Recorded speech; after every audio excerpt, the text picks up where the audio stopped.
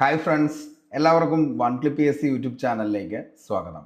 Assistant salesman PYQ ഡിസ്കഷൻ്റെ 14ാമത്തെ ദിവസത്തെ ക്ലാസ്സാണ് നമ്മുടെ ഇന്നത്തെ ക്ലാസ്. മൊത്തമായി കാണുക. അതിനുശേഷം ഇതിൻ്റെ PDF നോട്ട് ലഭിക്കുന്നതിന് വേണ്ടി നമ്മുടെ ടെലഗ്രാം ചാനൽ കൂടി ഒന്ന് ജോയിൻ ചെയ്യുക. അതിൻ്റെ ലിങ്ക് താഴെ ഡിസ്ക്രിപ്ഷൻ ബോക്സിൽ അവൈലബിൾ ആണ്. ഇന്ന് നമ്മൾ ഡിസ്കസ് ചെയ്യാനായിട്ട് പോകുന്ന question paper LDC Kottayam Kozhikode ജില്ലയിൽ നടന്ന ചോദ്യപേപ്പറും അതിൻ്റെ അനുബന്ധ വസ്തുതകളുമാണ്. ഓരോ ചോദ്യവും അതിൻ്റെ 4 ഓപ്ഷനുകളുമാണ് നമ്മൾ ഈ ഒരു ഡിസ്കഷനിൽ ഉൾപ്പെടുത്തിയിരിക്കുന്നത്. കൂടാതെ SCRT NCRT ഫാക്റ്റും ഇതിൽ ഇൻക്ലൂഡഡ് ആണ്. അതുകൊണ്ട് തന്നെ തുടക്കക്കാരായ ഒരു ഉദ്യോഗാർത്ഥിക്ക് പോലും പെട്ടെന്ന് റാങ്ക് ലിസ്റ്റിലേക്ക് വരാനായിട്ട് ഈ ഒരു ക്ലാസ് നിങ്ങൾക്ക് ഉപകരിക്കും. ക്ലാസ് മൊത്തമായി കാണുക. ഉപകാരപ്രദമാണ് എന്ന് തോന്നുകയാണെങ്കിൽ നിങ്ങളുടെ സുഹൃത്തുക്കളിലേക്കും ഒന്ന് ഷെയർ ചെയ്യുക. അപ്പോൾ നമുക്ക് നേരെ ഇന്നത്തെ ആദ്യത്തെ ചോദ്യത്തിലേക്ക് കടക്കാം. ചോദ്യം ഇതാണ്: IT ആക്ട് 2000 പ്രകാരം അനുവദനീയമല്ലാത്തത് ഏതാണ്? ഓപ്ഷൻ നമുക്ക് നോക്കാം. ഓപ്ഷൻ എ, ഇലക്ട്രോണിക് ഉപകരണം ഉപയോഗിച്ചുകൊണ്ടുള്ള ഇടപാട്, ഡിജിറ്റൽ ഫോർമാറ്റിൽ ഔദ്യോഗിക രേഖകൾ സൂക്ഷിക്കുന്നത്, സൈബർ കുറ്റകൃത്യം ചെയ്യുന്നത്, കമ്പ്യൂട്ടർ വൈറസുകൾ നിർമ്മിക്കുന്നത്. അപ്പോൾ ഈ IT ആക്ട് 2000 പ്രകാരം അനുവദനീയമല്ലാത്തത് ഏതാണുള്ളതായിരുന്നു ചോദ്യം. ഈ ഒരു ചോദ്യം നിലവിലെ PSC ഡിലീറ്റഡ് ആണ്. നമുക്ക് ഇതിൻ്റെ ബാക്കി വസ്തുതകളിലേക്ക് നോക്കാം. കമ്പ്യൂട്ടർ, ഇൻ്റർനെറ്റ്, മൊബൈൽ ഫോൺ എന്നീ വിവര വിനിമയ സാങ്കേതിക ഉപകരണങ്ങളുമായി ബന്ധപ്പെട്ട് നടത്തുന്ന കുറ്റകൃത്യങ്ങളാണ് സൈബർ കുറ്റകൃത്യങ്ങൾ എന്ന് ഉദ്ദേശിക്കുന്നത്. ഓക്കെ, അപ്പോൾ കമ്പ്യൂട്ടർ ഉണ്ട്, അതേപോലെ തന്നെ ഇൻ്റർനെറ്റ്, മൊബൈൽ ഫോൺ എന്നീ വിവര വിനിമയ സാങ്കേതിക ഉപകരണങ്ങളുമായി ബന്ധപ്പെട്ട് നടത്തുന്ന കുറ്റകൃത്യങ്ങളാണ് നമുക്ക് സൈബർ കുറ്റകൃത്യങ്ങൾ എന്ന് പറയുന്നത്. Okay, cyber terrorism, hacking, phishing, email spoofing, pornography, ആൾമാറാട്ടം, സ്വകാര്യത അപഹരണം, ഡാറ്റ തെഫ്റ്റ് തുടങ്ങിയവ പ്രധാന സൈബർ കുറ്റകൃത്യങ്ങളാണ്. അപ്പോൾ എന്തൊക്കെയാണ് ഈ പറയുന്ന സൈബർ കുറ്റകൃത്യങ്ങൾ എന്ന് ചോദിച്ചു കഴിഞ്ഞാൽ cyber terrorism, hacking, phishing, email spoofing, pornography, ആൾമാറാട്ടം, സ്വകാര്യത അപഹരണം, ഡാറ്റ തെഫ്റ്റ്, ഇതെല്ലാം സൈബർ കുറ്റകൃത്യങ്ങളാണ്. ഇന്ത്യയിൽ ആദ്യമായി നിലവിൽ വന്ന സൈബർ നിയമം ഏതാണെന്ന് ചോദിച്ചാൽ മക്കളെ, അത് IT ആക്ട് 2000 ആണ്. ഇന്ത്യയിൽ ആദ്യമായി നിലവിൽ വന്ന സൈബർ നിയമം ചോദിച്ചു കഴിഞ്ഞാൽ അത് IT ആക്ട് 2000 ആണ്. ഒത്തിരി തവണ PSC എക്സാമുകളിൽ ചോദിച്ചതാണ് IT ആക്ട് 2000 നിലവിൽ വന്ന വർഷം എന്നാണെന്ന് ചോദിച്ചാൽ അത് 2000 ഒക്ടോബർ 17 ആണ്. മോസ്റ്റ്ലി റിപ്പീറ്റഡ് ആണ് ഈ ഒരു ഇയർ എന്ന് പറയുന്നത്. IT ആക്ട് 2000 എന്നാണ് നിലവിൽ വന്നതെന്ന് ചോദിച്ചു കഴിഞ്ഞാൽ എന്നാണ് 2000 ഒക്ടോബർ 17 ആണെന്നുള്ളത് ഓർത്തു വയ്ക്കുക. IT ആക്ട് 2000 എത്ര ചാപ്റ്ററുകളാണ് ഉള്ളതെന്ന് ചോദിച്ചു കഴിഞ്ഞാൽ എത്ര ചാപ്റ്ററുകളാണ്? 13 ചാപ്റ്ററുകളുണ്ട്, 97 സെഷനുകളുണ്ട്, 4 പട്ടികകൾ. ഇതാണ് IT ആക്ട് 2000 ഉൾപ്പെടുന്നത്. ഓക്കെ, അപ്പോൾ IT ആക്ട് 2000 എത്ര ചാപ്റ്റർ ആണെന്ന് ചോദിച്ചാൽ മക്കളെ 13 ചാപ്റ്റർ ആണ്, 97 സെഷനുകളാണ്, 4 പട്ടികകൾ. അപ്പോൾ ഇത്രയാണ് IT ആക്ട് 2000 ഉൾപ്പെട്ടിരിക്കുന്നത്. IT ആക്ട് എന്നാണ് ഭേദഗതി ചെയ്തതെന്ന് ചോദിച്ചു കഴിഞ്ഞാൽ എന്നാണ് ഭേദഗതി ചെയ്തത്? 2008 IT ആക്ട് ഭേദഗതി ചെയ്തത്. IT ആക്ട് ഭേദഗതി നിയമം 2008 എത്ര ചാപ്റ്ററുകൾ ഉണ്ടെന്ന് ചോദിച്ചാൽ അത് 14 ചാപ്റ്ററുകളും അതേപോലെ തന്നെ 127 സെഷനുകളും 4 പട്ടികകളുമാണ് IT ആക്ട് 2000 വരുന്നത്. അപ്പോൾ IT ആക്ട് 2000 ഭേദഗതി ചെയ്ത് 2008 എത്ര ചാപ്റ്ററുകൾ ഉണ്ടെന്ന് ചോദിച്ചു കഴിഞ്ഞാൽ എത്ര ചാപ്റ്ററുകളാ? 14 ചാപ്റ്ററുകളുണ്ട്, അതേപോലെ തന്നെ 127 സെഷനുകളുണ്ട്, 4 പട്ടികകളുണ്ട്. ഓക്കെ, അപ്പോൾ IT ആക്ട് 2008 ഇന്ന് 14 ചാപ്റ്റർ, 127 സെഷൻ, 4 പട്ടികകൾ ഓർത്തു വയ്ക്കുക. വെരി വെരി ഇമ്പോർട്ടൻ്റ് ആണ്. സൈബർ കുറ്റകൃത്യങ്ങളിൽ ശിക്ഷിക്കപ്പെടുന്ന വ്യക്തിക്ക് പരമാവധി എത്ര വർഷം തടവ് ശിക്ഷ ലഭിക്കുമെന്ന് ചോദിച്ചു കഴിഞ്ഞാൽ ജീവപര്യന്തം തടവ് ശിക്ഷയാണ് സൈബർ കുറ്റകൃത്യങ്ങളിൽ ശിക്ഷിക്കപ്പെടുന്ന വ്യക്തിക്ക് ലഭിക്കുന്ന തടവ് ശിക്ഷ എന്ന് പറയുന്നത്. ജീവപര്യന്തം തടവ് ശിക്ഷയാണെന്നുള്ളത് ഓർത്തു വയ്ക്കുക. ഓക്കെ, ഇനി നമുക്ക് IT സെഷനുകളും അതേപോലെ തന്നെ അത് പ്രതിപാദിക്കുന്ന വിഷയങ്ങൾ ഏതൊക്കെയാണെന്നുള്ളത് നോക്കാം. എപ്പോഴും PSC ചോദിക്കുന്നത് മാത്രമാണ് എടുത്തിട്ടുള്ളൂ. അപ്പോൾ ഇതെങ്കിലും ജസ്റ്റ് ഒന്നോ രണ്ടോ മൂന്നോ തവണ നിങ്ങളിതൊന്ന് കേൾക്കാനായിട്ട് ശ്രമിക്കുക. ഓക്കെ, സെഷൻ 3 ഇലക്ട്രോണിക് റെക്കോർഡുകളുടെ പ്രാമാണ്യമാണ് സെഷൻ 3 പറയുന്നത്. അപ്പോൾ സെഷൻ 3 പ്രതിപാദിക്കുന്ന വിഷയം എന്താണെന്ന് ചോദിച്ചാൽ അത് ഇലക്ട്രോണിക് റെക്കോർഡുകളുടെ പ്രാമാണ്യമാണ് സെഷൻ 3.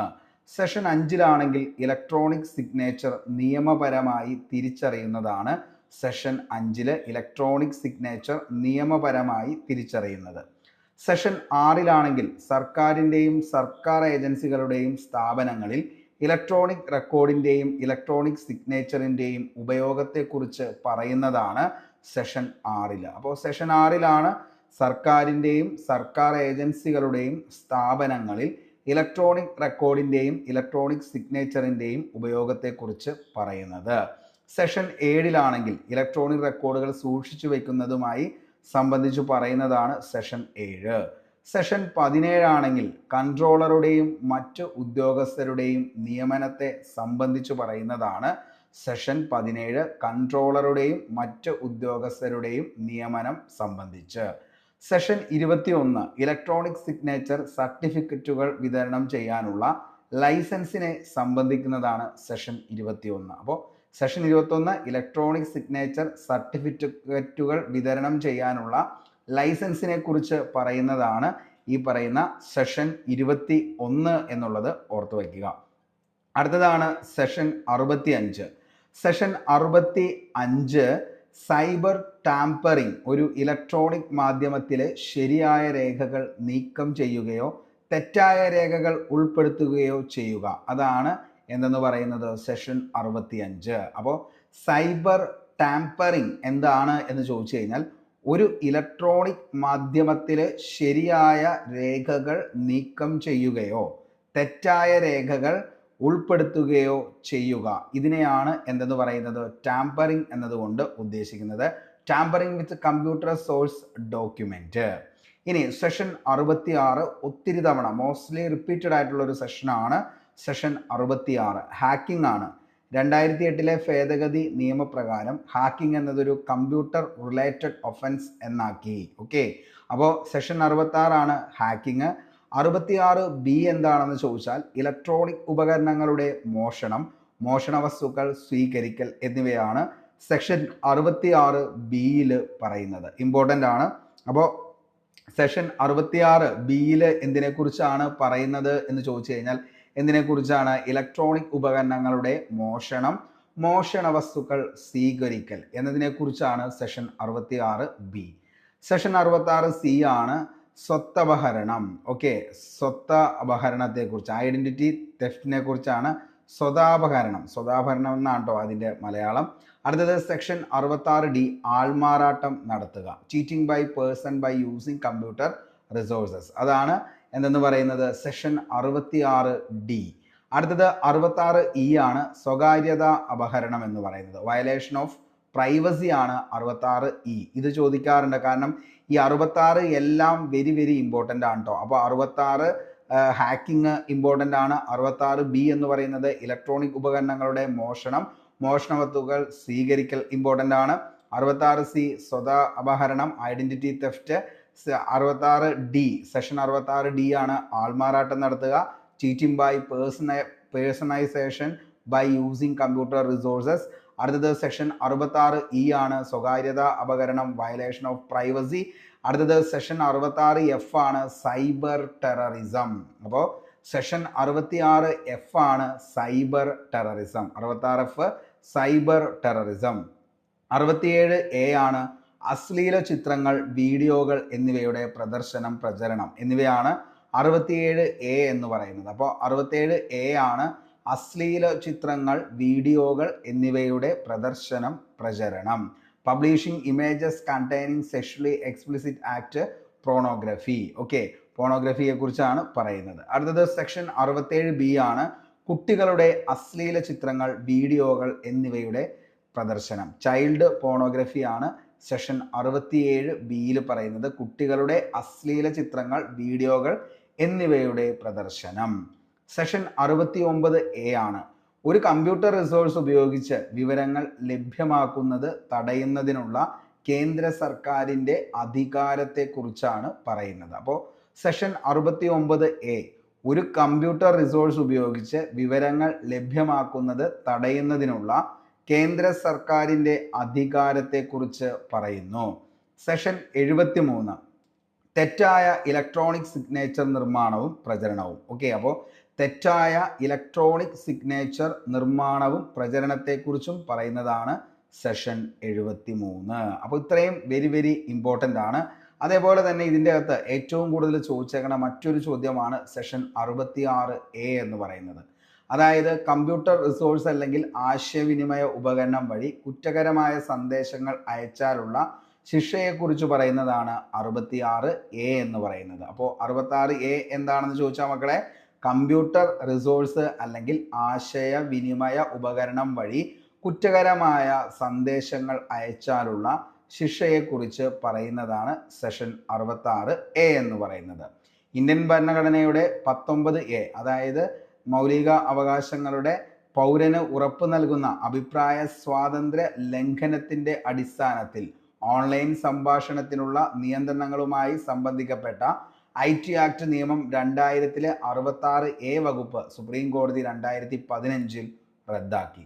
66A സുപ്രീം കോടതി റദ്ദാക്കാൻ ഇടയാക്കിയ കേസ് ഏതാണെന്ന് ചോദിച്ചാൽ അത് Shreya Singhal versus union of India എന്ന് പറയുന്ന കേസാണ് 2015. ഓക്കെ, അപ്പോൾ 66A വകുപ്പ് സുപ്രീം കോടതി റദ്ദാക്കാൻ ഇടയാക്കിയ കേസ് ഏതാണ് എന്ന് ചോദിച്ചാൽ മക്കളെ, അത് Shreya Singhal versus union of India എന്നുള്ളത് ഓർത്തു വയ്ക്കുക. ഇമ്പോർട്ടൻ്റ് ആണ്, വേണമെങ്കിൽ ചോദിക്കാൻ ചാൻസ് ഉണ്ട്.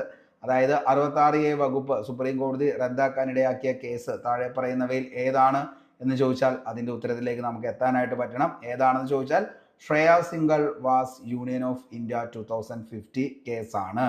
ഓക്കെ, 2015-ലെ സുപ്രീം കോടതി വിധി പ്രകാരം നീക്കം ചെയ്ത സെഷൻ ഏതാണെന്ന് ചോദിച്ചാൽ ഓർത്തു വച്ചോ, 66A ആണ്. അപ്പോൾ 2015-ലെ സുപ്രീം കോടതി വിധി പ്രകാരം നീക്കം ചെയ്ത സെഷൻ ഏതാണെന്ന് ചോദിച്ചു കഴിഞ്ഞാൽ മക്കളെ അതിൻ്റെ ഉത്തരമാണ് 66A എന്ന് പറയുന്നത്. 2020-ൽ IT ആക്ട് സെഷൻ 69A പ്രകാരം കേന്ദ്ര സർക്കാർ നിരവധി ചൈനീസ് ആപ്പുകൾ നിരോധനം ഏർപ്പെടുത്തി. അപ്പോൾ 2005-ലെ സുപ്രീം കോടതി വിധി പ്രകാരം നീക്കം ചെയ്ത സെഷനാണ് 66A.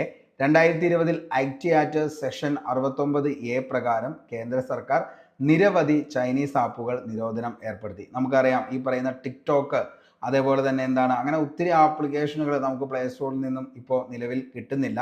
അപ്പോൾ ഇതൊക്കെ ഏത് ആക്ട് പ്രകാരമാണ് കേന്ദ്ര സർക്കാർ നീക്കം ചെയ്തതെന്ന് ചോദിച്ചു കഴിഞ്ഞാൽ 69A ആണെന്നുള്ളത് ഓർത്തു വയ്ക്കുക. അപ്പോൾ ഇത്രയും ആണ് നമുക്കിതിൻ്റെ അകത്ത് പഠിക്കാനുള്ളത്. നമ്മൾ പറഞ്ഞ കാര്യങ്ങൾ വളരെ വ്യക്തമായി തന്നെ നിങ്ങൾക്ക് മനസ്സിലായി എന്ന് കരുതുന്നു. അപ്പോൾ ഏതൊക്കെയാണ് ഏറ്റവും ഇമ്പോർട്ടൻ്റ് ആയിട്ടെന്നുള്ളത് ഞാൻ ഒന്നുകൂടി പറയാം. അതായത് 66 ഹാക്കിംഗ് വെരി ഇമ്പോർട്ടൻ്റ് ആണ്. 66B ഇലക്ട്രോണിക് ഉപകരണങ്ങളുടെ മോഷണ വസ്തുക്കൾ സ്വീകരിക്കൽ. 66C സ്വതാപഹരണം. 66D ആൾമാറാട്ടം നടത്തുക. 66E സ്വകാര്യത അപഹരണം. 66F cyber terrorism. അത്രയും വെരി ഇമ്പോർട്ടൻ്റ് ആണ്. അതേപോലെ തന്നെ 66A ആണ് നിലവിൽ സുപ്രീം കോടതി എന്ത് ചെയ്തത്, 2015-ൽ നീക്കം ചെയ്തതെന്നുള്ളത് ഓർത്തു വയ്ക്കുക. അതേപോലെ തന്നെ 2020-ൽ IT ആക്ട് സെഷൻ 69A പ്രകാരം കേന്ദ്ര സർക്കാർ എന്ത് ചെയ്തിട്ടുണ്ട്, നിരവധി ചൈനീസ് ആപ്പുകൾ നിരോധനം ഏർപ്പെടുത്തി എന്നുള്ള കാര്യം കൂടി ഓർത്തു വയ്ക്കുക. നമുക്ക് അടുത്ത ചോദ്യത്തിലേക്ക് കടക്കാം. ചോദ്യം ഇതാണ്: താഴെ തന്നിട്ടുള്ളതിൽ വെബ് ബ്രൗസറിന് ഉദാഹരണം ഏതാണ്? താഴെ തന്നിട്ടുള്ളതിൽ വെബ് ബ്രൗസറിന് ഉദാഹരണം ഏതാണ്? ബേസ് ലെവൽ ചോദ്യമാണ്. ഇതൊന്നും ഒരിക്കലും നമ്മൾ എന്ത് ചെയ്യരുത്, തെറ്റിക്കരുത്. ഓക്കെ, നമുക്ക് നോക്കാം. Option 1 safari, 2 cookie, 3 token, 4 micro. പെട്ടെന്ന് തന്നെ നമുക്ക് ഉത്തരത്തിലേക്ക് എത്താം. കാരണം നമ്മളെല്ലാവരും യൂസ് ചെയ്യുന്ന ഒരു വെബ് ബ്രൗസറാണ് ആപ്പിളിൻ്റെ സഫാരി എന്ന് പറയുന്നത്. അപ്പോൾ സഫാരി എന്ന് പറയുന്നതാണ് ഇതിൻ്റെ അകത്ത് എന്തെന്ന് പറയുന്നത്, വെബ് ബ്രൗസർ എന്നുള്ളത് നമുക്ക് ഓർക്കാം. നമ്മൾ പക്ഷേ ഏറ്റവും കൂടുതൽ ലാപ്പിലാണെങ്കിലും അതേപോലെ തന്നെ എന്താണ് മൊബൈലിലൊക്കെ ആണെങ്കിലും ഏറ്റവും കൂടുതൽ യൂസ് ചെയ്യുന്നത് ഏതാണെന്ന് ചോദിച്ചു കഴിഞ്ഞാൽ അത് ഗൂഗിൾ ക്രോം ആണ്. ഓക്കെ, അപ്പോൾ നമുക്ക് ബാക്കി കാര്യങ്ങൾ നോക്കാം. സഫാരിയാണ് എൻ്റെ ആൻസർ വരുന്നത്. ഒരു ഡേറ്റാബേസിൽ നിന്നോ നെറ്റ്വർക്കിൽ നിന്നോ ഡാറ്റ സെർച്ച് ചെയ്യുന്ന പ്രക്രിയയ്ക്ക് പറയുന്ന പേരാണ് ബ്രൗസ് എന്നുള്ളത്. ഓക്കെ, അപ്പോൾ ഒരു ഡേറ്റാബേസിൽ നിന്നോ നെറ്റ്വർക്കിൽ നിന്നോ ഡേറ്റ സെർച്ച് ചെയ്യുന്ന പ്രക്രിയയ്ക്ക് പറയുന്ന പേരാണ് ബ്രൗസ് എന്നുള്ളത്. ഒരു വെബ് പേജിൽ നിന്നും വിവരങ്ങൾ കമ്പ്യൂട്ടറിലേക്ക് ലഭ്യമാക്കി തരുന്ന സോഫ്റ്റ്വെയർ ആണ് വെബ് ബ്രൗസർ എന്നതുകൊണ്ട് ഉദ്ദേശിക്കുന്നത്. ഓക്കെ, അപ്പോൾ ഒരു വെബ് പേജിൽ നിന്നും വിവരങ്ങൾ കമ്പ്യൂട്ടറിലേക്ക് ലഭ്യമാക്കി തരുന്ന സോഫ്റ്റ്വെയറുകളെയാണ് നമ്മൾ എന്തെന്ന് വിളിക്കുന്നത്, വെബ് ബ്രൗസർ എന്ന് പറയുന്നത്. ഏതൊക്കെയാണ് നമ്മുടെ പ്രധാനപ്പെട്ട വെബ് ബ്രൗസർ എന്ന് ചോദിച്ചു കഴിഞ്ഞാൽ internet explorer, Mozilla Firefox, Opera, Google Chrome, safari, EPIC, Netscape web, Microsoft edge. ഇതൊക്കെയാണ് ഏറ്റവും പ്രധാനപ്പെട്ട വെബ് ബ്രൗസറുകൾ. നമ്മൾ ഏറ്റവും കൂടുതൽ കേട്ടേക്കുന്നതും ഈ ഇന്റർനെറ്റ് എക്സ്പ്ലോറർ നമ്മൾ കേട്ടിട്ടുണ്ട്, മോസില്ല ഫയർഫോക്സ് കേട്ടിട്ടുണ്ട്, ഒപ്പേറയും കേട്ടിട്ടുണ്ട്, ഗൂഗിൾ ക്രോമും കേട്ടിട്ടുണ്ട്. സഫാരി അതും ഇപ്പോൾ എല്ലാവർക്കും സുപരിചിതമാണ്. കാരണം ആപ്പിൾ ഐഫോണൊക്കെ യൂസ് ചെയ്യുന്ന ആളുകൾ അല്ലെങ്കിൽ ആപ്പിൾ ടാബ്ലറ്റ് യൂസ് ചെയ്യുന്ന ആളുകളൊക്കെ ആണെങ്കിൽ അവർക്ക് സഫാരിയാണ് നിലവിലുള്ളത്. അതേപോലെ തന്നെ എപ്പിക്, ഇന്ത്യ വികസിപ്പിച്ചെടുത്ത സെർച്ച് ബ്രൗസറാണ് ഈ പറയുന്ന എപ്പിക് എന്ന് പറയുന്നത്. പിന്നെ നെറ്റ്സ്കേപ്പ്, വെബ് ബ്രൗസർ, മൈക്രോസോഫ്റ്റിന്റെ എഡ്ജ്, ഇത്രയൊക്കെയാണ് നിലവിലെ ഏറ്റവും പ്രധാനപ്പെട്ട വെബ് ബ്രൗസറുകൾ. ഇതിൻ്റെ അകത്ത് ഗൂഗിളിന്റെ വെബ് ബ്രൗസറാണ് ഗൂഗിൾ ക്രോം. ഇതാണ് ഏറ്റവും കൂടുതൽ സുപരിചിതമായിട്ട് ആളുകൾ ഉപയോഗിക്കുന്ന വെബ് ബ്രൗസർ എന്ന് പറയുന്നത് ഗൂഗിൾ ക്രോം ആണ്. ഗൂഗിളിന്റെ വെബ് ബ്രൗസറാണ് ഗൂഗിൾ ക്രോം. ഓക്കെ. അതേപോലെ തന്നെ ഏറ്റവും കൂടുതൽ പേർ ഉപയോഗിക്കുന്ന വെബ് ബ്രൗസർ നമുക്കറിയാം ഗൂഗിൾ ക്രോം തന്നെയാണ്. സഫാരി വികസിപ്പിച്ചത് ആപ്പിൾ ആണ്. ഓക്കെ. അപ്പോൾ സഫാരി എന്ന് പറയുന്ന ആ ഒരു വെബ് ബ്രൗസർ ആരാണ് വികസിപ്പിച്ചതെന്ന് ചോദിച്ചു കഴിഞ്ഞാൽ ആപ്പിളിന്റെ വെബ് ബ്രൗസർ ആണ് സഫാരി. ക്രോം വികസിപ്പിച്ചത് നമ്മൾ പറഞ്ഞു ഗൂഗിളിന്റെ വെബ് ബ്രൗസർ ആണ് ഏതെന്ന് പറയുന്നത് ഗൂഗിൾ ക്രോം. ഏറ്റവും കൂടുതൽ പേർ ഉപയോഗിക്കുന്ന വെബ് ബ്രൗസർ ചോദിച്ചു കഴിഞ്ഞാൽ അതിന്റെ ഉത്തരവും ഏത് തന്നെയാണ് ഗൂഗിൾ ക്രോം ആണ്.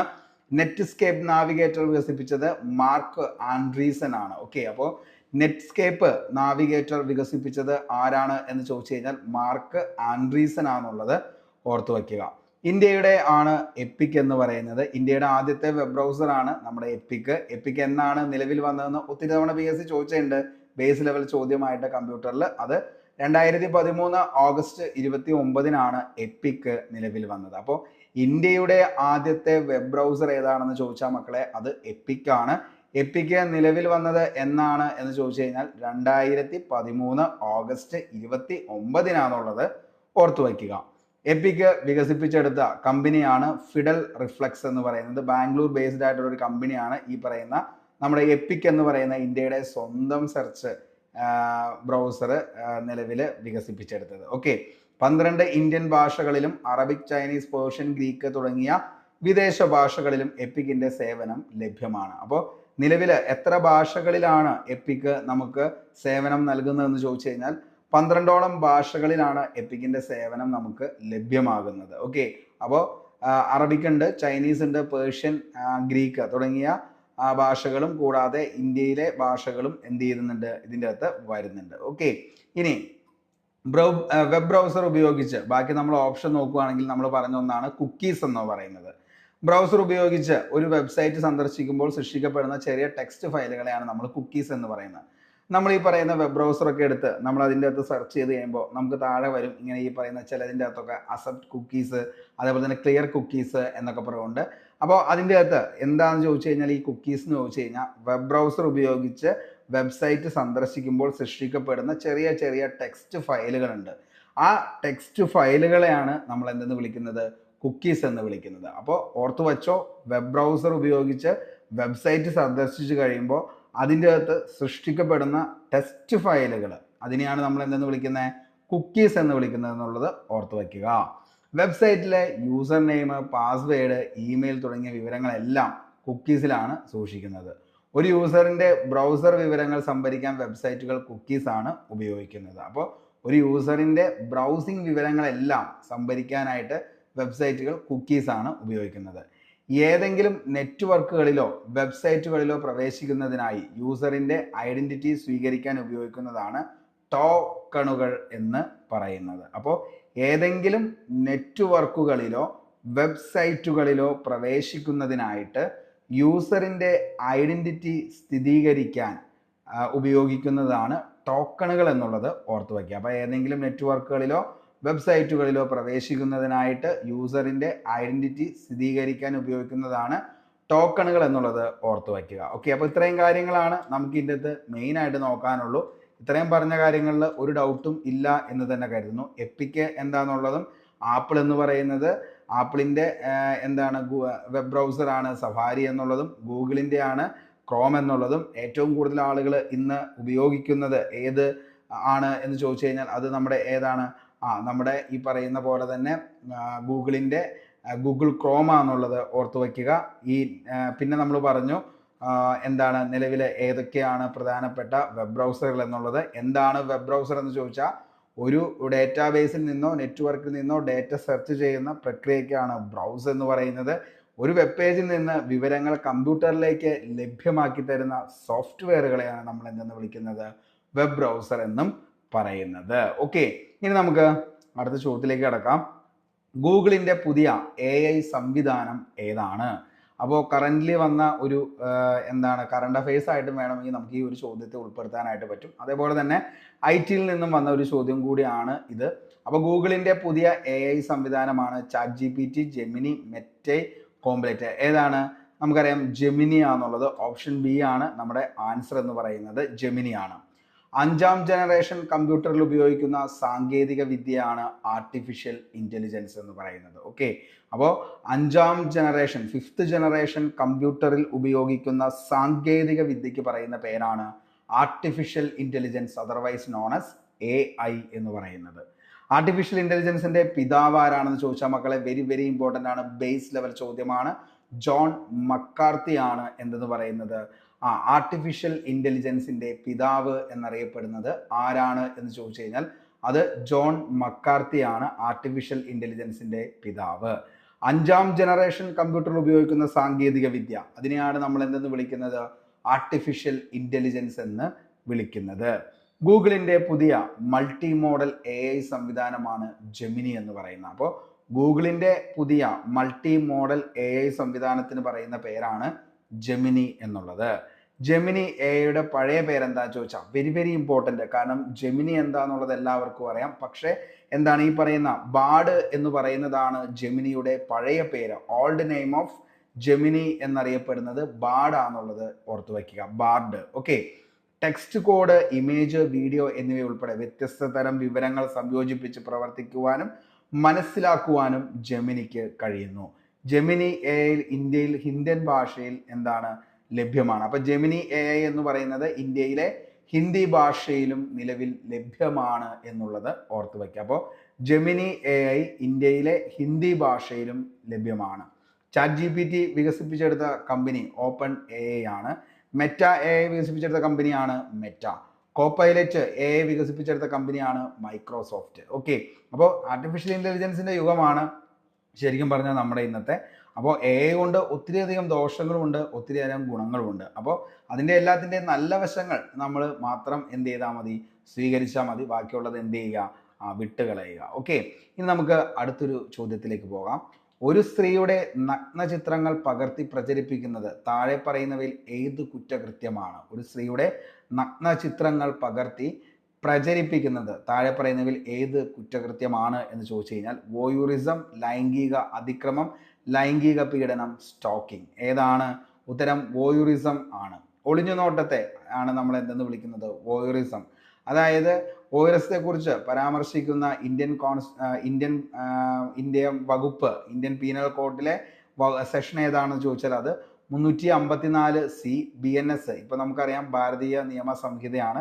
അതിൻ്റെ അകത്ത് സെക്ഷൻ 77 ഇതിനെക്കുറിച്ച്, വോയറിസം എന്നതിനെക്കുറിച്ച് പരാമർശിക്കുന്ന വകുപ്പ് എന്ന് പറയുന്നത്. അപ്പോൾ IPCയിൽ അത് സെക്ഷൻ 354C ആയിരുന്നു. പക്ഷേ BNS അതായത് ഭാരതീയ നിയമ സംഹിതയിൽ അത് സെക്ഷൻ 77. അപ്പോൾ IPC നമുക്കറിയാം ഇന്ത്യൻ പീനൽ കോഡ്. അപ്പോൾ ഒളിഞ്ഞുനോട്ടത്തെ കുറിച്ച് അല്ലെങ്കിൽ വോയറിസത്തെ കുറിച്ച് പരാമർശിക്കുന്ന ഇന്ത്യൻ പീനൽ കോഡിലെ വകുപ്പ് IPC സെക്ഷൻ എത്രയാണെന്ന് ചോദിച്ചാൽ 354C. എന്നാൽ ഭാരതീയ നിയമസംഹിതയിലെ ന്യായസംഹിതയിലെ സെക്ഷൻ ഏതാണെന്ന് ചോദിച്ചു കഴിഞ്ഞാൽ അത് സെക്ഷൻ 77 ഓർത്തു വയ്ക്കുക. ഒരു വ്യക്തിയെ അല്ലെങ്കിൽ അയാൾക്ക് വേണ്ടി മറ്റൊരു വ്യക്തിയോ ഒരു സ്ത്രീ സ്വകാര്യമായി ചെയ്യുന്ന പ്രവൃത്തിയെ വീക്ഷിക്കുകയോ ചിത്രങ്ങൾ പകർത്തുകയോ അവ പ്രചരിപ്പിക്കുകയോ ചെയ്യുന്നതിനെയാണ് ഈ വകുപ്പ് പ്രകാരം കുറ്റകരമാണ് എന്ന് പറയുന്നത്. ഈ വകുപ്പ് പ്രകാരം ചെയ്യുന്ന ആദ്യ കുറ്റത്തിനുള്ള IPC ആൻഡ് BNS പ്രകാരമുള്ള ശിക്ഷ 1 വർഷത്തിൽ കുറയാതെയും 3 വർഷം വരെ ആകാവുന്നതുമായ തടവും പിഴയും. ബെയിലബിൾ ഒഫൻസ് ആണ് ഈ പറയുന്നത്. അപ്പോൾ 1 വർഷത്തിൽ കുറയാതെയും അതേപോലെ തന്നെ എന്നാൽ 3 വർഷം വരെ ആകാവുന്നതുമായ തടവും പിഴയെക്കുറിച്ചാണ് ഇതിൻ്റെ അകത്ത് പറയുന്നത്. ഈ വകുപ്പ് പ്രകാരം നിലവിൽ രണ്ടാമത്തെയോ അല്ലെങ്കിൽ തുടർന്നുള്ള കുറ്റകൃത്യങ്ങൾ IPNS BNS പ്രകാരമുള്ള ശിക്ഷ ചോദിച്ചു കഴിഞ്ഞാൽ 3 വർഷത്തിൽ കുറയാതെയും എന്നാൽ 7 വർഷം വരെ ആകാവുന്നതുമായ തടവും പിഴയും. ഏതെങ്കിലും ചിത്രങ്ങളോ അല്ലെങ്കിൽ ഏതെങ്കിലും പ്രവൃത്തിക്കോ പകർത്തുന്നതിന് കുറ്റകൃത്യത്തിനിരയായ സ്ത്രീ അനുമതി നൽകുകയും എന്നാൽ മൂന്നാമതൊരാൾക്ക് അത് പ്രചരിപ്പിക്കുന്നതിന് അനുമതി നൽകാതിരിക്കുകയും ചെയ്യുന്ന സാഹചര്യത്തിൽ അങ്ങനെയുള്ള ചിത്രങ്ങളോ പ്രവൃത്തിയോ പ്രചരിപ്പിച്ചാലും ഈ വകുപ്പ് പ്രകാരം കുറ്റകരമായി കണക്കാക്കാവുന്നതാണ് എന്നുള്ളതും ഓർത്തു വയ്ക്കുക. അപ്പോൾ വോയറിസത്തെ കുറിച്ച് പറയുന്ന ഇന്ത്യൻ പീനൽ കോഡിലെ സെഷൻ ചോദിച്ച 354 എന്നാൽ ഭാരതീയ ന്യായ സംഹിതയിലെ സെഷൻ ചോദിച്ചു കഴിഞ്ഞാൽ 77 എന്നുള്ളത് ഓർത്തു വയ്ക്കുക. അതേപോലെ തന്നെ ഈ ശിക്ഷ പ്രകാരം ഈ ഒരു കുറ്റത്തിന് ലഭിക്കുന്ന ശിക്ഷ ഏതാണെന്ന് ചോദിച്ചാൽ വകുപ്പ് പ്രകാരം IPS അല്ലെങ്കിൽ BNS പ്രകാരമുള്ള ശിക്ഷ എന്ന് പറയുന്നത് 1 വർഷത്തിൽ കുറയാതെയും എന്നാൽ 3 വർഷം വരെ ആകാവുന്നതുമായ തടവോ പിഴയോ ആണ് ഇതിൽ നിലവിൽ കിട്ടുന്നത്. ഓക്കെ, ഈ വകുപ്പ് പ്രകാരം രണ്ടാമത്തെയോ അല്ലെങ്കിൽ തുടർന്നുള്ളതോ ആയ കുറ്റകൃത്യങ്ങൾ IPC BNS പ്രകാരമുള്ള ശിക്ഷ എന്ന് പറയുന്നത് 3 വർഷത്തിൽ കൂടാതെയും എന്നാൽ 7 വർഷം വരെ ആകാവുന്നതുമായ തടവും പിഴയുമാണെന്നുള്ളത് നിലവിൽ ഒന്ന് ഓർത്തു വയ്ക്കുക. ഓക്കെ, നമുക്ക് അടുത്തൊരു ചോദ്യത്തിലേക്ക് കടക്കാം. ചോദ്യം ഇതാണ്: ഉപഭോക്തൃ സംരക്ഷണ നിയമപ്രകാരം ജില്ലാ കമ്മീഷന്റെ അധികാര പരിധി എത്രയാണ്? അപ്പോൾ ഉപഭോക്തൃ സംരക്ഷണ നിയമപ്രകാരം ജില്ലാ കമ്മീഷന്റെ അധികാര പരിധി എത്രയാണ് എന്നുള്ളതാണ് ചോദ്യം. 10 കോടി രൂപ, 50 ലക്ഷം രൂപ, 1 കോടി രൂപ, 20 ലക്ഷം രൂപ. ഉപഭോക്തൃ സംരക്ഷണ നിയമപ്രകാരം ജില്ലാ കമ്മീഷന്റെ അധികാര പരിധി എത്രയാണ് എന്നുള്ളതാണ്. എത്രയാണ് എന്ന് ചോദിച്ചു കഴിഞ്ഞാൽ 50 ലക്ഷം രൂപ വരെയാണ് ഇതിന്റെ അധികാര പരിധി എന്ന് പറയുന്നത്. ഓക്കെ, അപ്പോൾ 50 ലക്ഷം രൂപയാണ് ഉപഭോക്തൃ സംരക്ഷണ നിയമപ്രകാരം ജില്ലാ കമ്മീഷന്റെ അധികാര പരിധി എന്ന് പറയുന്നത്. അപ്പോൾ ഉപഭോക്തൃ സംരക്ഷണ നിയമത്തിന്റെ ഫലമായി സ്ഥാപിക്കപ്പെട്ടവയാണ് ഉപഭോക്തൃ കോടതികൾ എന്ന് പറയുന്നത്. ഓക്കെ, അപ്പോൾ ഉപഭോക്തൃ സംരക്ഷണ നിയമത്തിന്റെ ഫലമായി സ്ഥാപിക്കപ്പെട്ടവയാണ് ഉപഭോക്തൃ കോടതികൾ എന്ന് പറയുന്നത്. ഉപഭോക്താവിന് ഉൽപാദകരിൽ നിന്നോ വിതരണക്കാരിൽ നിന്നോ തൃപ്തികരമല്ലാത്ത അനുഭവങ്ങൾ ഉണ്ടാകുമ്പോൾ ഉപഭോക്താവിനെ നിയമപരമായി സഹായിക്കുവാൻ ചുമതലപ്പെട്ട സംവിധാനമാണ് ഉപഭോക്തൃ കോടതി എന്ന് പറയുന്നത്. ഓക്കെ, അപ്പോൾ ഉപഭോക്താവിന് ഉൽപാദകരിൽ നിന്നോ വിതരണക്കാരിൽ നിന്നോ തൃപ്തികരമല്ലാത്ത അനുഭവങ്ങൾ ഉണ്ടാകുമ്പോൾ ഉപഭോക്താവിനെ നിയമപരമായി സഹായിക്കാൻ ചുമതലപ്പെട്ട സംവിധാനമാണ് ഉപഭോക്തൃ കോടതി. ഉപഭോക്തൃ തർക്കങ്ങളിൽപ്പെട്ട് നഷ്ടപരിഹാരം ഉൾപ്പെടെ ഉപഭോക്താവിന് നീതി ലഭ്യമാക്കുന്നത് ഉപഭോക്തൃ കോടതിയാണ്. ഉപഭോക്താക്കളിൽ ആത്മവിശ്വാസം സൃഷ്ടിക്കുകയും ജീവിതത്തിൽ ഗുണപരമായ മാറ്റം വരുത്തുകയും ചെയ്യുന്നത് ഉപഭോക്തൃ കോടതിയാണ്. ത്രിതല ഉപഭോക്തൃ കോടതികളാണ് ജില്ലാ ഉപഭോക്തൃ തർക്ക പരിഹാര കമ്മീഷൻ, സംസ്ഥാന ഉപഭോക്തൃ തർക്ക പരിഹാര കമ്മീഷൻ, ദേശീയ ഉപഭോക്തൃ തർക്ക പരിഹാര കമ്മീഷൻ. അപ്പോൾ ത്രിതല ഉപഭോക്തൃ കോടതികളാണ് ഏതൊക്കെ? ജില്ലാ ഉപഭോക്തൃ തർക്ക പരിഹാര കമ്മീഷൻ, സംസ്ഥാന ഉപഭോക്തൃ തർക്ക പരിഹാര കമ്മീഷൻ, ദേശീയ ഉപഭോക്തൃ തർക്ക പരിഹാര കമ്മീഷൻ. ഇതൊക്കെയാണ് ത്രിതല ഉപഭോക്തൃ കോടതികൾ എന്ന് പറയുന്നത്. നിലവിലെ ഇതിൻ്റെ അധികാര പരിധി ഉപഭോക്തൃ തർക്ക പരിഹാര കോടതികളുടെ അധികാര പരിധി 2021 പുതിയ ചട്ടം രൂപീകരിച്ചുകൊണ്ട് പുതുക്കുകയുണ്ടായി. കൺസ്യൂമർ പ്രൊട്ടക്ഷൻ, അത് jurisdiction of district commission, the state commission and the national commission rules 2021 പ്രകാരം പുതുക്കിയ അധികാര പരിധി ചിലപ്പോൾ ചോദിക്കാൻ ചാൻസ് ഉണ്ട്. ജില്ലാ ഉപഭോക്തൃ തർക്ക പരിഹാര കമ്മീഷൻ 50 ലക്ഷം രൂപ വരെയുള്ള തർക്കങ്ങളാണ് പരിഹരിക്കുന്നത്. അപ്പോൾ ജില്ലാ ഉപഭോക്തൃ തർക്ക പരിഹാര കമ്മീഷൻ, ജില്ലാ ഉപഭോക്തൃ തർക്ക പരിഹാര കമ്മീഷൻ 50 ലക്ഷം രൂപ വരെയുള്ള തർക്കങ്ങളാണ് പരിഹരിക്കുന്നത്. അടുത്തത് സംസ്ഥാന ഉപഭോക്തൃ തർക്ക പരിഹാര കമ്മീഷൻ 50 ലക്ഷം രൂപ മുതൽ 2 കോടി രൂപ വരെയുള്ള തർക്കങ്ങളാണ് സംസ്ഥാന ഉപഭോക്തൃ തർക്ക പരിഹാര കമ്മീഷൻ. ഓക്കെ, അപ്പോൾ സംസ്ഥാന ഉപഭോക്തൃ തർക്ക പരിഹാര കമ്മീഷൻ എത്ര ലക്ഷം? 50 ലക്ഷം രൂപ മുതൽ 2 കോടി രൂപ വരെയുള്ള തർക്കങ്ങളാണ് പരിഹരിക്കുന്നത്. അടുത്തത് ദേശീയ ഉപഭോക്തൃ തർക്ക പരിഹാര കമ്മീഷൻ, ദേശീയ ഉപഭോക്തൃ തർക്ക പരിഹാര കമ്മീഷൻ 2 കോടി രൂപയ്ക്ക് മുകളിലുള്ള തർക്കങ്ങൾ പരിഹരിക്കുന്നു. ഓക്കെ, അപ്പോൾ ദേശീയ ഉപഭോക്തൃ തർക്ക പരിഹാര കമ്മീഷൻ 2 കോടി രൂപയ്ക്ക് മുകളിലുള്ള തർക്കങ്ങളാണ് പരിഹരിക്കുന്നത് എന്നുള്ളത് ഓർത്തു വയ്ക്കുക. അപ്പോൾ ദേശീയ ഉപഭോക്തൃ തർക്ക പരിഹാര കമ്മീഷൻ 2 കോടി രൂപയ്ക്ക് മുകളിലുള്ള തർക്കങ്ങളാണ് പരിഹരിക്കുന്നത്. സംസ്ഥാന ഉപഭോക്തൃ തർക്ക പരിഹാര കമ്മീഷൻ 50 ലക്ഷം രൂപ മുതൽ 2 കോടി രൂപ വരെയുള്ള തർക്കങ്ങളാണ് പരിഹരിക്കുന്നത്. ജില്ലാ ഉപഭോക്തൃ തർക്ക പരിഹാര കമ്മീഷൻ 50 ലക്ഷം രൂപ വരെയുള്ള തർക്കങ്ങളാണ് പരിഹരിക്കുന്നത്. ഇത് ഏറ്റവും പുതിയ 2021 റൂൾ പ്രകാരം പുതുക്കിയ അധികാര പരിധിയാണ് കൺസ്യൂമർ പ്രൊട്ടക്ഷൻ്റെ. ഓർത്തു വയ്ക്കുക, ചിലപ്പോൾ ഇതാണ് ഇനി മിക്കവാറും ചോദിക്കാനായിട്ട് ചാൻസ് ഉള്ളൂ. അപ്പോൾ ഇത്രയും ചോദ്യങ്ങളാണ് നമ്മൾ ഇന്നത്തെ സെഷനിൽ ഉൾപ്പെടുത്താനായിട്ട് നമ്മൾ പ്രതീക്ഷിച്ചത്. അപ്പോൾ മൊത്തം ചോദ്യങ്ങളും അതിൻ്റെ 4 ഓപ്ഷനുകളും ഉൾപ്പെടെ നമ്മൾ പറഞ്ഞു പോയിട്ടുണ്ട്. അസിസ്റ്റന്റ് സെയിൽസ്മാൻ PYQ ഡിസ്കഷൻ്റെ 14ാമത്തെ ക്ലാസ് ആണിത്. ഇതിക്ക് മുന്നേ ഉള്ള ക്ലാസ്സുകൾ കാണാനായിട്ട് താല്പര്യമുള്ളവർ ആരെങ്കിലും ഉണ്ടെങ്കിൽ താഴെ ഡിസ്ക്രിപ്ഷൻ ബോക്സിൽ അതിൻ്റെ എല്ലാം ലിങ്ക് അവൈലബിൾ ആണ്, ഒന്ന് പോയി കണ്ടോ. തുടക്കക്കാരായ ഒരു ഉദ്യോഗാർത്ഥി ആണെങ്കിൽ പോലും നിങ്ങൾക്ക് ഈ പറയുന്ന റാങ്ക് ലിസ്റ്റിലേക്ക് വരാൻ പറ്റാവുന്ന തരത്തിൽ തന്നെയാണ് നമ്മൾ ഈ ക്ലാസ്സിലെ ഓരോ വസ്തുതകളും ക്രമീകരിച്ചിരിക്കുന്നത്. കൂടാതെ SCRT NCRT ഫാക്റ്റും ഇതിൻ്റെ അകത്ത് ഇൻക്ലൂഡഡ് ആണ്. അതിൻ്റെ കൂടെ തന്നെ ഇതിൻ്റെ PDF നോട്ട് അത് നമ്മുടെ ടെലഗ്രാമിൽ അവൈലബിൾ ആണ്. ടെലഗ്രാം ചാനലിൻ്റെ ലിങ്കും താഴെ ഡിസ്ക്രിപ്ഷൻ ബോക്സിൽ അവൈലബിൾ ആണ്. അപ്പോൾ ജോയിൻ ചെയ്തോ, ഇതിൻ്റെ എല്ലാത്തിൻ്റെയും PDF എടുത്ത് പഠിച്ചോ. അതേപോലെ തന്നെ അസിസ്റ്റന്റ് സെയിൽസ്മാൻ്റെ ബാക്കിയുള്ള ഡീറ്റെയിൽ ആയിട്ടുള്ള ക്ലാസ്സുകൾ അടുത്ത ദിവസം തന്നെ നമുക്ക് ഉണ്ടാകും. മഴ അതേപോലെ തന്നെ കറണ്ട് ഇല്ലാത്തത് കൊണ്ടൊക്കെയാണ് കഴിഞ്ഞ ദിവസം ഇന്നത്തെ ക്ലാസ് കുറച്ച് ലേറ്റായി പോയത്. വരുന്ന ദിവസങ്ങളിൽ മാക്സിമം പെട്ടെന്ന് തന്നെ നമുക്ക് ക്ലാസ്സുകളെല്ലാം സെറ്റാക്കി തീർക്കാം. അതിന് ശേഷം നമുക്ക് ഇതിൻ്റെ എല്ലാത്തിൻ്റെയും റിവിഷൻ കൂടി സെറ്റ് ചെയ്യാം. അപ്പോൾ സെക്രട്ടേറിയറ്റ് അസിസ്റ്റന്റ് അതായത് ഡിഗ്രി പ്രിലിംസിന് വേണ്ടി തയ്യാറെടുത്ത ഉദ്യോഗാർത്ഥികൾക്ക്, നമ്മുടെ തുടക്കക്കാരായ ഉദ്യോഗാർത്ഥിക്ക് പോലും ഏകദേശം 50 മാർക്കോളൊക്കെ വന്നിട്ടുണ്ട്. ഒത്തിരി പേര് അതിൻ്റെ മെസ്സേജ് അയച്ചിരുന്നു.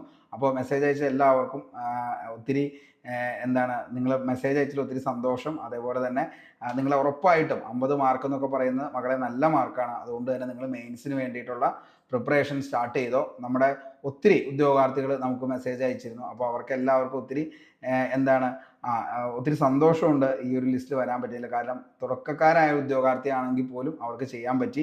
അപ്പോൾ നമ്മുടെ ഇനി ഏറ്റവും വലിയൊരു നമ്മുടെ ഈ ഒരു വൺ ക്ലിക്ക് PSC എന്ന് പറയുന്ന യൂട്യൂബ് ചാനലിൻ്റെയും ടെലഗ്രാം ചാനലിൻ്റെയും ഏറ്റവും ഹൈലൈറ്റ് ആയിട്ടുള്ള ക്ലാസ്സുകളാണ് ഈ പറയുന്നത് നമ്മുടെ ഇംഗ്ലീഷ് മാത്സ് മലയാളത്തിൻ്റെ. ഇനി നമ്മളൊരു സീരീസ് തുടങ്ങുന്നത് ഇംഗ്ലീഷ് മാത്സ് മലയാളത്തിൻ്റെ ആയിരിക്കും, ഡീറ്റെയിൽ ആയിട്ടുള്ള ക്ലാസ്സുകൾ. കാരണം എല്ലാവരും ക്ലാസ്സുകൾ തുടങ്ങും, പക്ഷെ അത് എവിടെയോ കൊണ്ടുപോയി അവസാനിപ്പിക്കും. നമ്മൾ ഓരോ ക്ലാസ്സുകളും കംപ്ലീറ്റ് ചെയ്ത് സിലബസ് ഓറിയൻറ്റഡ് ആയിട്ട് തന്നെയാണ് ക്ലാസ്സുകൾ മുന്നോട്ട് പോയിരിക്കുന്നത്. തുടർന്നും അങ്ങനെ തന്നെയായിരിക്കും. അപ്പോൾ എൻ്റെ ഏറ്റവും വലിയൊരു ആഗ്രഹമാണ് ഇംഗ്ലീഷ് മാത്സ് മലയാളത്തിൻ്റെ ക്ലാസ്, എസ്പെഷ്യലി ഈ പറയുന്ന ഇംഗ്ലീഷ് മലയാളം എങ്കിലും നിങ്ങൾക്ക് തരണമെന്നുള്ളത്. അപ്പോൾ എന്നാൽ കഴിയുന്ന പോലെ തന്നെ അടുത്തുള്ള ദിവസങ്ങളിൽ തീർച്ചയായിട്ടും അതിൻ്റെ ക്ലാസ് വരും. അതേപോലെ തന്നെ അസിസ്റ്റന്റ് സെയിൽസ്മാൻ്റെ ക്ലാസ്സും ഒന്നും മറന്നിട്ടൊന്നുമില്ല. കാരണം എന്താണെന്ന് ചോദിച്ചാൽ ആകെ ഇതെല്ലാം ചെയ്യാൻ ഞാൻ മാത്രമേ ഉള്ളൂ. അപ്പോൾ അതുകൊണ്ടാണ് അതിൻ്റെ കുറച്ച് ഡിലേ വന്നത്. എന്നിരുന്നാലും അടുത്ത ദിവസം തന്നെ അതിൻ്റെ ക്ലാസ്സുകളും കാര്യങ്ങളൊക്കെ മുന്നോട്ടേക്ക് പോകും.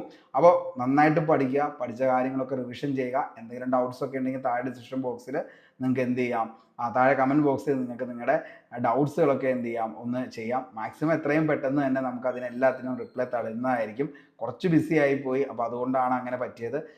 അപ്പോൾ ഇന്ന് വൈകാനുള്ള കാരണം എന്ന് പറഞ്ഞ് ഞാൻ നിങ്ങളുടെ അടുത്ത് മെസ്സേജ് അയച്ചിരുന്നു. കറണ്ട് ഇല്ല, അതേപോലെ തന്നെ നിലവിൽ ഈ പറയുന്ന ഭയങ്കര മഴ, അതൊക്കെ ആയതുകൊണ്ട് നെറ്റ് നമുക്ക് പ്രോപ്പറായിട്ട് കിട്ടുന്നില്ല. അപ്പോൾ അതൊക്കെ കൊണ്ടാണ് ഇച്ചിരി വൈകിപ്പോയത്. അപ്പോൾ ഇനി മാക്സിമം എത്രയും പെട്ടെന്ന് തന്നെ നമുക്കിത് കംപ്ലീറ്റ് ആക്കി മുന്നോട്ടേക്ക് പോകാം. അപ്പോൾ ഇത്രയൊക്കെയാണ് പറയാനുള്ളൂ. നമ്മൾ പഠിച്ച കാര്യങ്ങളൊക്കെ അടുത്ത എക്സാമുകൾ വരട്ടെ എന്ന് ആത്മാർത്ഥമായി സർവേശ്വരനോട് പ്രാർത്ഥിച്ച് ഇന്നത്തെ ക്ലാസ് ഇവിടെ വെച്ച് വൈൻഡപ്പ് ചെയ്യുന്നു. Signing off, Arun Kombanadan. Thank you.